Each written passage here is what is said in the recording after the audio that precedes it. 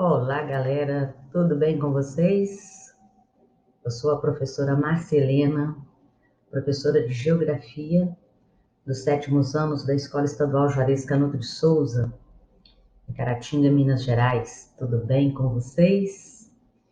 Então, estamos aqui hoje para explicarmos aí a segunda semana do PET número 2 do sétimo ano de 2021. E aproveitando que você está por aí, né, não esquece aí de ir lá se inscrever no nosso canal, você que é meu aluno, se inscreve, ativa as notificações, porque toda vez que eu postar um vídeo aqui, você será o primeiro a receber, beleza? Então bora lá, sem mais delongas, e vamos começar aí, né, com o nosso PET número 2, semana 2 de Geografia 2021. Então vamos lá. Muito bem.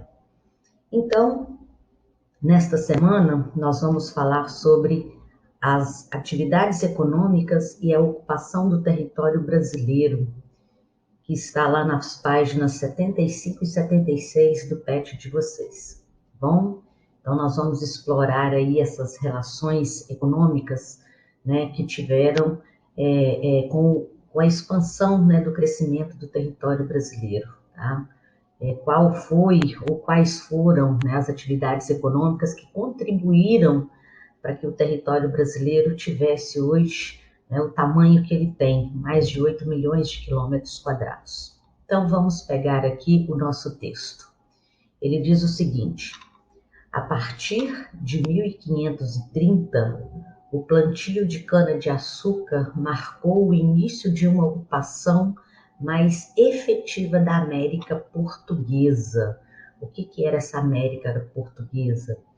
Era aquele território, né? Vamos colocar aí do nosso país, do Brasil, que estava à direita, né, daquele meridiano de Tordesilhas, né, que foi traçado em um acordo entre portugueses e espanhóis que dividiram as terras, né, na época entre eles.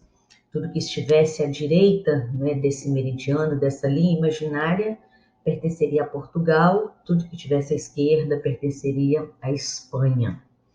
Muito bem.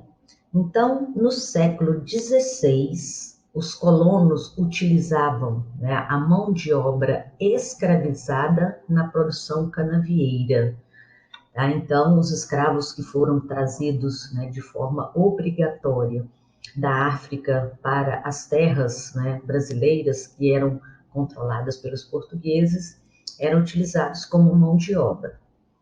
Um século depois, né, no século XVII, com a população indígena já bastante reduzida, né, porque eles foram praticamente dizimados, porque eles tinham uma característica de resistência à escravidão, coisa que os negros africanos não tinham, então eles foram extremamente dizimados. Então, com essa população indígena reduzida, a principal mão de obra foi a de escravos africanos. Nesse período foram desenvolvidos os primeiros núcleos urbanos, com destaque para o litoral da atual região Nordeste, né, região de Salvador. Então, aqui a gente tem, né, nesta imagem, tá, a mão de obra, né, escrava sendo explorada para, né, a colheita aqui da cana-de-açúcar, né? Aqui a gente tem uma imagem mostrando uma fazenda aqui no fundo, né? A chamada Casa do Senhor de Engenho, tá? E aqui, mais no fundinho aqui, a senzala. E aqui o engenho, onde era fabricada açúcar que seria exportada depois lá para a Europa. Muito bem, então, seguindo. Já no final do século XVII, foram encontradas as primeiras jazidas no interior, onde hoje é Minas Gerais, né? Então, o que nós tivemos aí? Século XV, século XVI, né? Lembrando que antes da cana-de-açúcar, a exploração econômica foi o pau-brasil, né? Depois veio o ciclo da cana, tá? Utilizando mão de obra indígena e mão de obra africana, tá? E outras atividades econômicas vão começando a aparecer, tá, no nosso território. Uma delas foi essa daí, o chamado ciclo da mineração, né, onde nós tivemos aí o encontro, né, foi encontradas as primeiras jazidas de ouro no interior de Minas Gerais, onde hoje é Ouro Preto, né, depois nós temos Diamantina e outras cidades onde essa atividade econômica ela foi bastante explorada, não só em Minas Gerais, né, mas em Goiás também, essa atividade ela foi muito explorada aí no século XVII, tá? Aqui, ó, mostra uma diferença. Então, diferentemente da sociedade canavieira, cuja população estava essencialmente concentrada nas fazendas e engenhos, a sociedade mineradora era mais urbana, né? Então, o que acontece? Durante o ciclo da cana-de-açúcar, nós tínhamos uma população assim, tanto de trabalhadores quanto de donos das terras, mas uma população rural. A atividade mineradora não, a atividade mineradora ela já era formada por pessoas que viviam nas cidades, tá? Por exemplo, aqui, ó, os comerciantes, funcionários públicos, profissionais liberais e trabalhadores escravizados. Então, a gente tem aqui uma imagem mostrando, né, o encontro de tropeiros no caminho para as Minas Gerais. Então, eram aquelas expedições, né, chamadas de bandeiras, tá? Que adentravam para o interior do território para descobrir novas riquezas, novas possibilidades. E aqui a gente tem, né, uma mão de obra escrava, né, sendo vigiada aí por brancos, né, na exploração aqui de minerais metálicos, como o ouro, né, o diamante também, foi bastante explorado nessa região e nessa época, lá no século XVII. Então, nós vimos, ó, cana-de-açúcar, século XVI, atividade mineradora, século XVII, e tudo isso possibilitou o quê? Né, a ocupação do interior do Brasil, o surgimento de novas cidades, novos povoados, né, novas áreas que poderiam ser exploradas economicamente. Beleza? Então vamos aí ao próximo. Então aqui no próximo nós temos o seguinte, ó. Com o esgotamento das jazidas de ouro, devido à intensa exploração, a lavoura do café se expandiu. Então, quer dizer, à medida que uma atividade econômica iria entrando em declínio, outra iria, né, aparecendo assim, ocupando um lugar de destaque. Então, ó, primeiro foi o ciclo da cana, depois veio o ciclo da mineração, e com o declínio, né, a decadência dessas duas, surge uma outra atividade econômica que é o ciclo do café. E em todas elas, utilizando aí mão de obra escrava, principalmente africana. Muito bem. A crescente procura pelo produto no mercado internacional estimulou a produção no Brasil, né, desse tipo de semente, que é o café, e até hoje está aí, né? A mão de obra utilizada na lavoura cafeeira foi garantida graças ao fluxo constante e crescente de escravos africanos trazidos para o Brasil. Então, aqui nessa imagem a gente tem mostrando, né, essa condição de escravos, tá? Aqui a gente observa eles trabalhando, né, na lavoura. Aqui, né, a representação de um escravo africano trabalhando com o café, e aqui uma foto, literalmente uma foto mesmo, né, aí do final do século XVIII, mostrando aqui uma família, né, de escravos trabalhando na lavoura de café, né? Então, é o que garantiu, né, digamos assim, o sucesso dessas atividades econômicas foi essa mão de obra escrava. Lamentavelmente, uma história, né, digamos assim, uma história muito ruim, né, desse crescimento econômico do território brasileiro, que felizmente, né, foi abolido. Bom, aí o que acontece? Com a expansão da cafeicultura, né, com o crescimento dessa atividade econômica, a distância entre as principais áreas produtoras e os portos foi aumentando. Então, a distância entre o lugar que produzia o café e o lugar que vendia esse café para fora do Brasil, essa distância foi ficando cada vez maior. E aí precisava de um meio de transporte mais veloz e mais eficaz para transportar esse café mais rapidamente. Porque até então, quem fazia esse transporte era os animais, né? Vamos dizer assim, cavalos, né, que faziam esse transporte, né, através de um grupo de pessoas chamados de tropeiros. Então, eles é que levavam e traziam essas mercadorias de um lugar para o outro. Só que houve a necessidade desse transporte ser mais rápido, né? Então, com isso, o que aconteceu? Houve o estímulo do desenvolvimento de meios de transporte mais eficientes.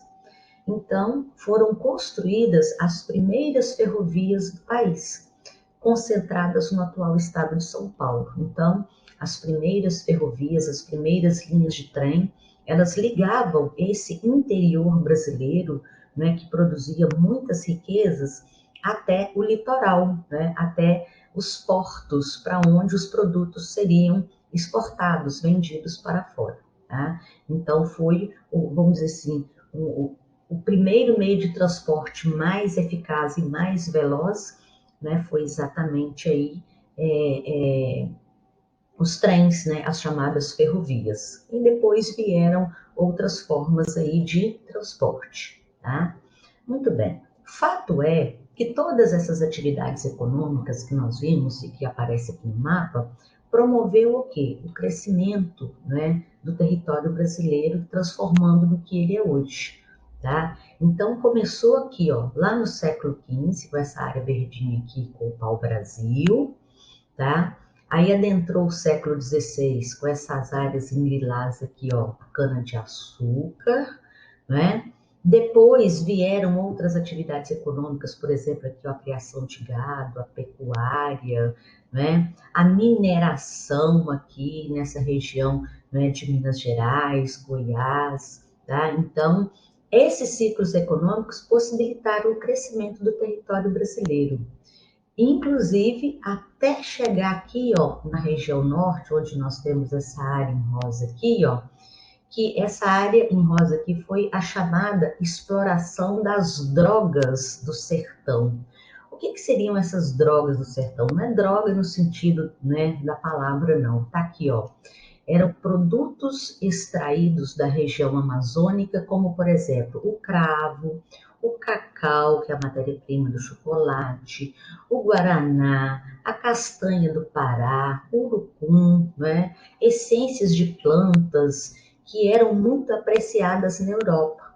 Então, com a descoberta disso daqui, né, o que acontece? Houve o povoamento desse território, né, a exploração das atividades econômicas desse território, chamadas de drogas do sertão inicialmente.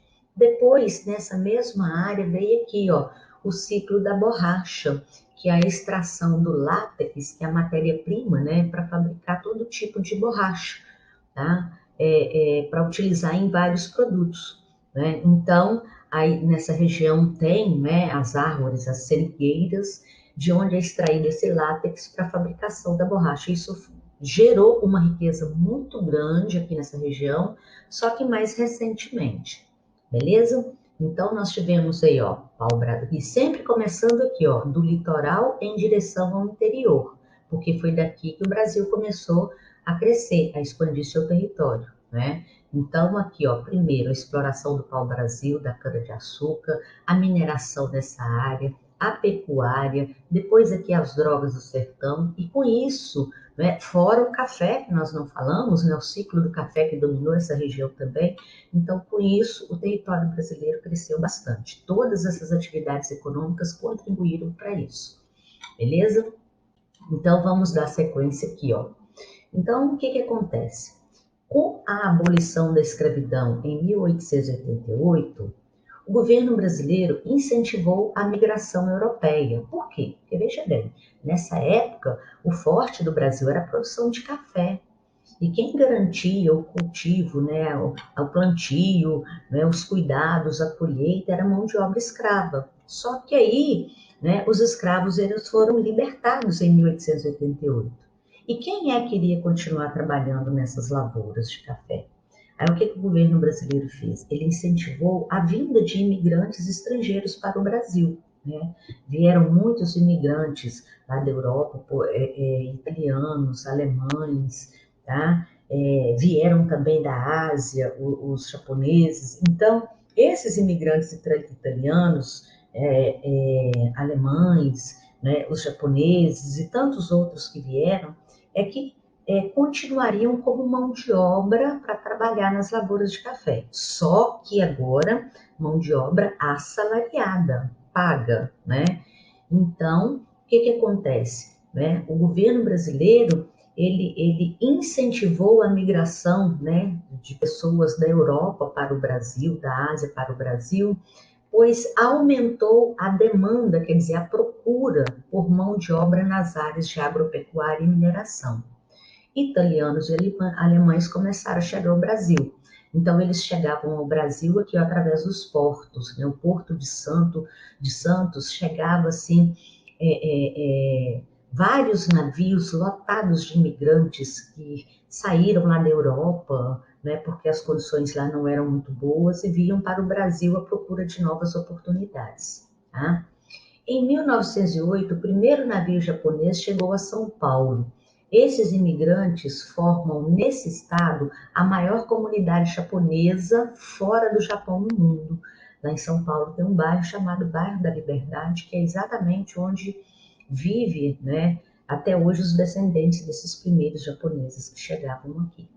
Então, aqui nessas duas imagens a gente tem, né, uma representação do fim da escravidão no Brasil, e nas duas de baixo a gente tem o quê? A utilização de uma nova mão de obra na lavoura cafeeira, né, que eram os imigrantes europeus que chegavam no Brasil e eram direcionados para essas fazendas de café para trabalhar. Né? E isso foi até por volta, né, da primeira metade do século XX, 1950 aproximadamente. Tá?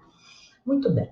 A partir de 1930, já do século XX, do século passado, ocorreu um declínio progressivo da imigração no Brasil. Quer dizer, poucos imigrantes, começaram a chegar menos imigrantes no Brasil. Né? Mas o fato é que por causa dessa diversidade de pessoas que nós temos, né, nós tivemos, nós recebemos aqui no Brasil, né, os portugueses primeiro, depois os negros africanos, depois vieram europeus, né, depois vieram asiáticos. O fato é que por causa disso o Brasil é um país extremamente miscigenado, uma mistura muito grande de raças não, né, de pessoas com características diferentes. Tá?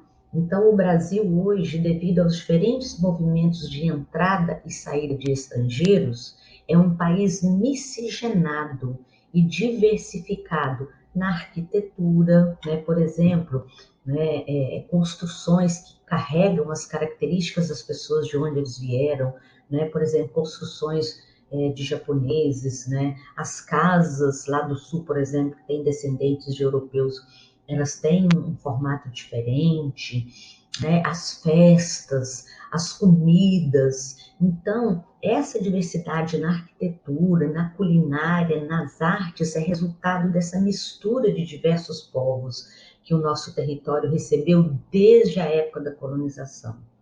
Então, por causa disso, nós temos aí, ó, diversos povos formaram a população brasileira.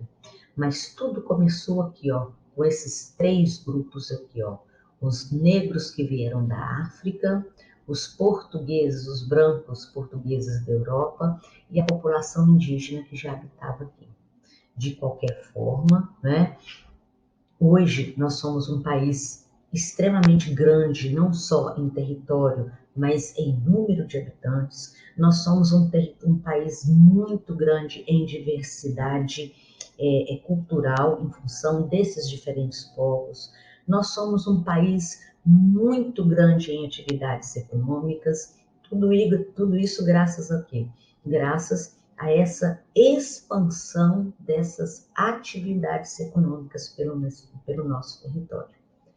Beleza, pessoal? Então é isso aí, tá? Espero que tenha atendido as expectativas de vocês, tá? Um grande abraço para vocês e até o próximo vídeo. E não se esqueça de se inscrever no canal, né? Ativar as notificações lá para você estar recebendo sempre, né? Em primeira mão os vídeos que a gente vai estar postando. Um grande abraço e até mais. Valeu!